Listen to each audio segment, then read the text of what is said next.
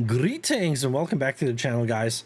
Quick build video today. I wasn't gonna make a video for this, but some people have asked me about it, so here it is.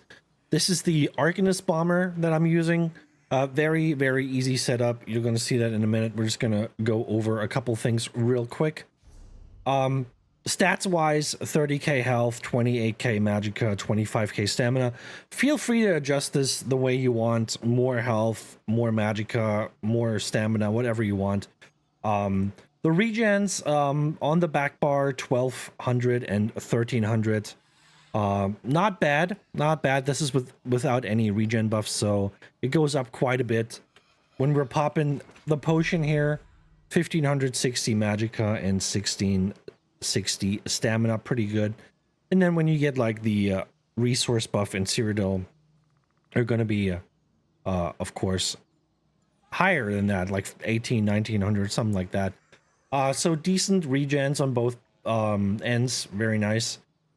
Spell damage goes up to like a little over 6k-ish if you're fully buffed. So not like any crazy amount, but good enough, definitely. Spell penetration, 10k unbuffed, and the spell resistance unbuffed 1400. If we buff up with this setup here, let's get it all going. On the back bar, 2500. Front bar 2, and then this still goes up another 3k when someone hits your armor. So basically 28k resistances, not bad. 1900 crit resist. I'm currently still using the, where is it? I'm still using the Lord Mundus. Of course, you should probably put something else on. I was playing a lot of max health builds, that's why I have that on. I kind of want to keep it on for now, because I'm probably going to go back to max health builds after this one. So I didn't bother changing it, but of course you can go for weapon damage, crit chance, crit damage would be nice, or penetration if you want, but yeah, I'll leave that up to you. Vampire stage 1, you can go 3 if you want. I don't really want to do that because I don't really care about being tanky. This is not the build for being tanky, so I'm not focusing on that. Very important for every build, you gotta have 50,000 days of hemorrhaging on you. If you don't have 50,000 days, what are you doing with your life? So hemorrhaging, poisoned, diseased, get all the status effects, get them up to 49,000 days. That's really important for any build right now. Outside of that, we're using Bewitched Sugar Skulls. I've been using Bewitched with pretty much all my Arcanist builds. For some reason, I feel like Arcanist sustains quite well, even without sustained food, or sustained Mundus, or anything.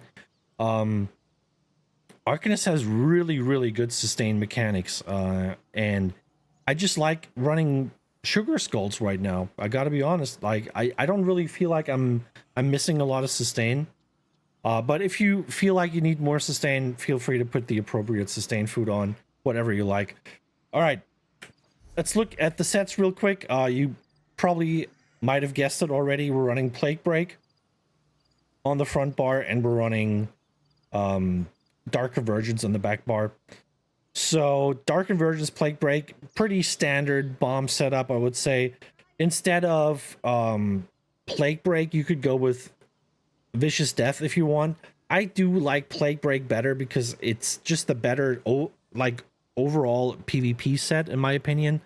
It adds some, as you can see. So when you put Plague Carrier on, it's a small dot. It's really not like a lot, but it kind of helps. And of course you put the disease status effect on, which is going to debuff their heals, so a little bit of healing pressure on their end then. And when they explode, they, you know, you deal a decent amount of damage, not as much as Vicious Death would do, but honestly, like I said, I think overall this is the better PvP set. Vicious Death is very one-dimensional. It really only does that well. If you kill someone and they're like next to other people, they're gonna, you know, it's gonna cause a chain reaction. So if you want the maximum damage, you should probably go with that one. I feel like Plague Break is just the better overall PvP set, and I enjoy that more. That's why we're running that one. So, like I said, Plague Break front bar, Dark Convergence back bar. We have one piece of Trainee on. We got the Markin Ring, and we got Baylork as our monster set. Optimally, I think you want to go for infused with weapon damage and chance. Unfortunately, I'm struggling with transmutes, as so many other people are doing, and as of today, the campaign ended, and we only got one reward. They didn't give us 2 rewards for the botched campaign. So yeah, unfortunately, ZeniMax hates PvPers. That's why I can't afford to, you know, change the traits on my gear anymore. So we just have to play subpar shit now. Thank you, ZeniMax. Appreciate it. Anyway, so that's the sets. Looking at the skills here, feel free to use what you want, but I do enjoy this combination. The Fulminating Rune is pretty nice because you can dot up a couple people, and after 6 seconds it has like a mini explosion that actually really helps. Of course, people can pop your synergy too, which is nice. But overall, I just feel like it's nice to just put that on people, have the extra pressure from the dot. After 6 seconds, you get that AoE explosion. That really helps when you're you know, like trying to bomb people. That extra AoE can push people over the edge. Then we're using escalating rune blades. The reason for that is I need something to quickly and reliably generate cruxes. Rune blades are amazing for generating cruxes. They're not hitting like super hard, but hard enough for you to actually be able to kill people. What I do is I put the rune on, and then I basically spam light attack escalating rune blades. That's my spammable here, and that alone kills people if they're stupid.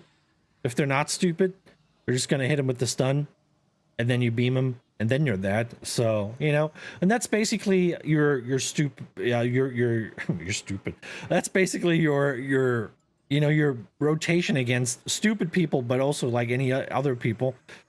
So you put this on, you hit them with the rune blades until they're like, let's say half health, and you pop the stun on them and you start beaming them. The stun seems to be bugged. I don't know if it is, but it seems to be bugged because it's hard to get out of. I see that when I hit people. Some people just never break it. They just sit there until they're dead. So either most of the people that I'm hitting with this are out of stamina, which I just don't think, or there's something bugged about it, which is probably true. We'll see. But yeah, Fate Carver, this one, I like the Rune of Colors pool better than the Charm one. The Charm one is kind of weird because you never know like which direction they're gonna run. They just start running around like a headless chicken, and I just don't like that. I love just knowing exactly where my target's gonna be, and it makes it a lot easier to beam people if they're not moving around. So I do like this one a lot better. And this one's pretty easy to pop. Like I sometimes pop this when I'm dodge rolling, so I'm hitting them with the stun and I dodge roll through them. And I think that kind of throws people off because they see the dodge roll and they don't expect to be hit by a stun. And then you just like behind them and start beaming them from behind, which with, you know, with your CP passive, you get extra damage from hitting them from behind. So that's a pretty good thing to do. We're in Camouflaged Hunter just for the savagery and the potential minor berserk that you can get, and you can also use that to pop out Nightblades, of course, if you want. Ultimate Dawnbreaker on this one, on the front bar. It's just so I have a cheaper alternative for my ultimate, and I can just like slap people when, you know, when you have to react quick and you need like a quick little burst. You slap that, and that's gonna take care of a lot of people. On the back bar, we got the Rune Guard of Freedom, which is just an amazing skill. I mean, this thing gives you minor resolve, minor protection. If you get hit below 50% health, it heals you for a ton of health, and it gives you 3k armor when someone hits you. That's crazy. That skill is so juiced right now. It's probably going to get nerfed at some point, So I love that. So you gain armor and you gain crowd control immunity for 6 seconds every 30 seconds. So there's just so much good stuff in there. It's amazing. I love this one. Resolving Vigor just for heals, really. Minor Resolve we already get from this one, so this is really just for some additional healing and additional stamina costing healing, because we only have two stamina abilities. This one costs stamina. This one technically costs stamina, but we're not using this one actively. And this one costs stamina. The other ones are magicka. So it's nice to have a little bit of stamina to kind of offset the magicka cost.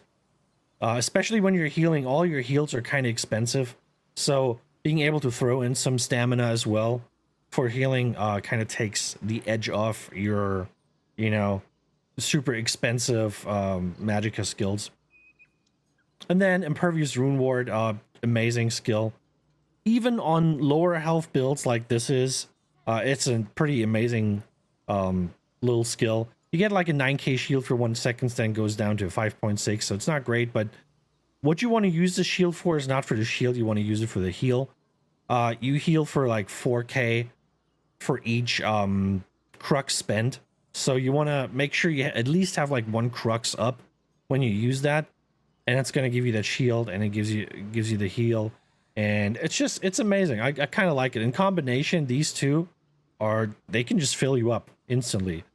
Like if someone hits you while you're below 50 and then you pop the shield on top, boom, you're full health. It's amazing. Crux Weaver armor is your armor buff. Also gives you minor breach, which is just, I love that kind of design that they put into the Arcanist skills. It's a defensive thing, but it's also an offensive thing. You know, someone hits you, you put minor breach on them, you get extra penetration. And of course, you generate 1 crux up every 5 seconds. Someone hits you, which is really nice. Like I said, you need cruxes for this one, and you need cruxes for well, for the Fate Carver. So having two skills that can generate cruxes is pretty nice to have. The next one is Inspired Scholarship. I use this one because this one gives you the extra damage every 3 seconds instead of every 5 seconds. And that's the main reason. The other one hits a little harder, but only every 5 seconds. So overall, you get more damage out of this one. And of course, it's going to give you the brutality and savagery. It doesn't matter where you slot it. Either bar is fine. You're going to get it, which is an interesting mechanic. Getting a bonus from a skill no matter where it's slotted. So that's pretty cool. I like that. And for the ultimate, Tight King's Gaze. This is also what's going to proc your Dark Convergence. You pop that on someone, it's going to proc the Dark Convergence, going to pull people in, do a lot of damage. So the way you kind of want to set this up if you want to bomb a stack of people is you want to put Fulminating Rune on them. You want to slap them with a couple escalating rune blades just to get their health low a little bit, you know, if you have time, if they're not focusing you. So that's basically you approaching like a group that's fighting from behind, and you hit them with a couple of skills just to get them low a little bit, put the plague break on everybody. And then you want to refresh the Fulminating Rune, basically, because you want to make sure you get the little extra explosion after 6 seconds. So you reapply that. Then you pop the Tight King. It's going to pull everyone in. And then you go back and you start beaming them. When they're all on top of each other, you start beaming them. So what that does is, you know, they all have the plague break on them. They were all already lower health because you already hit them a little bit. They have this dot on them. The dot's ticking. And in 6 seconds, it's going to explode. And, you know, the Dark Convergence is going to explode. This thing is doing damage every 0.5 seconds. And now your beam comes in doing damage every 0.3 seconds. So while you're beaming, they're going to explode from the Dark Convergence. They're going to explode from the Fulminating Rune. And if someone dies, the Plague Break is going to explode too. And then cause the chain reaction, and they're all popping. So that's basically how you do that. Let's take a quick look at the CP. So the green CP is whatever. I have Gifted Rider, Warmount, Sustaining Shadow, Steed's Blessing. You do whatever you like. In the blue tree, we're doing, you know, all the free stuff that we can get. We're using Backstabber, Fighting Finesse, Thaumaturge, and Biting Aura.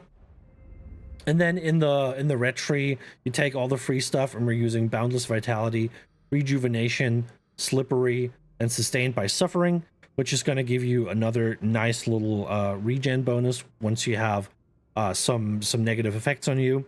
So with that, you're sustaining just fine. I like this a lot, and Slippery is really important in my opinion, especially in this patch with you know, the broken Arcanist stun. It's super hard to break sometimes. There's definitely something going on. Something's broken about it. So having Slippery is really going to help you there, get out of this stupid stun before, you know, you get like frozen in place and someone's beaming you down and you just can't get out of it. So Slippery, super important. And that's it. That's the build. Just a basic bitch bomber build. Enjoy that. Just a little heads up, I might do like another one. You can make this a cleave build if you want. A thing that you can do is, well, you would basically, there's two things that you can do. So you can run Dark Convergence on the back bar, right? And then you run Plague Break on the body. You keep your Baylorg, and then you put the Master Sword on the front bar. Then you lose out on the Marken Ring, but the Marken Ring does the least of all of the pieces. So, you know, let's get rid of that one. So like I said, right? Jewelry and the back bar weapon, Dark Convergence, body pieces, Plague Break, Baylorg monster set, front bar, Master Sword. If you want to go for a cleave setup, right?